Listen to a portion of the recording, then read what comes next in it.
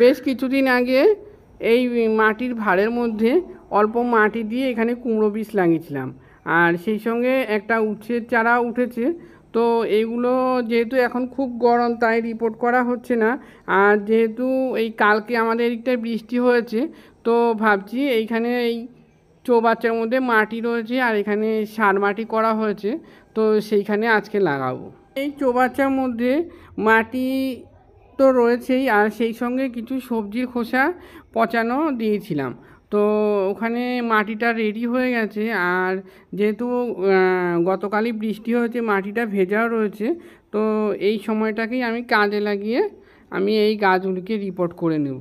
গরমের জন্য গাছগুলো রিপোর্ট করা হচ্ছিল না, কারণ এগুলো যেহেতু একটা স্থায়ী জায়গায় লাগাবো, এইখানে প্রচণ্ড রোদ পায়, সারাদিনই প্রায় রোদ পায়। তো সেই রোদের তাপ এরা সহ্য করতে পারবে না এবং গাছগুলি মারা যেতে পারে, তাই তখন আর রিপোর্ট করা হয়নি। আমরা এটা সকলেই জানি যে মাটির পরিমাণ যেখানে বেশি হয় সেখানে গাছগুলো কিন্তু যথেষ্ট ভালো হয়। যদিও আমরা ছাদ বাগানে অল্প মাটি দিয়ে নানান রকম সবজির খোসা বা নানান রকম সার মাটি দিয়ে আমরা লাগিয়ে থাকি।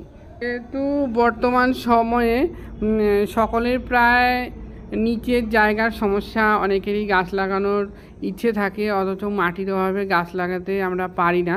তো এইভাবে ছোট পরিসরেও কিন্তু কুমড়ো গাছ বা উচ্ছে গাছ এরকম লাগিয়ে নেওয়া যেতে পারে। আমার ছাদের কিছুটা অংশে আমি গাছ লাগাই, আর সেগুলোই টুকটাক যে গাছগুলো লাগাই সেটাই আপনাদের সঙ্গে শেয়ার করে থাকি।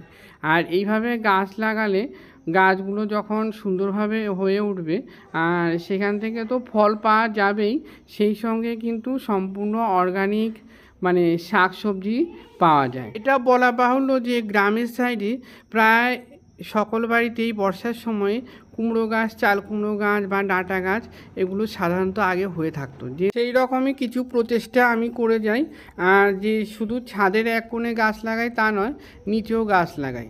তো নিচে যেহেতু এক টুকরো মানে যেটুকু ফাঁকা জায়গা রয়েছে সেখানেও আমি গাছ লাগাই, আর সেখানে গাছগুলো কিন্তু যথেষ্ট ভালো হয়। সেগুলো অনেক সময় আপনাদের সঙ্গে শেয়ার করি। তো দেখুন আজকে আবার আমাদের বৃষ্টি হয়েছে, মানে 2-3 দিন পর বৃষ্টি হয়েছে, গাছগুলো কত সুন্দর হয়ে উঠেছে। 2-3 দিন এই গাছগুলোর চেহারা দেখো কত পাল্টে গেছে। যেহেতু বৃষ্টি হয়েছে, বৃষ্টির জল পেয়ে গাছগুলো পরিপক্ক হয়ে উঠেছে। যেহেতু মাঝে মধ্যে বৃষ্টি হচ্ছে আর সামনে বর্ষাও চলে আসছে, তো এইভাবে ছোট আকারে বা ছোট পরিসরে তোমরাও লাগিয়ে নিতে পারো খুব সহজেই।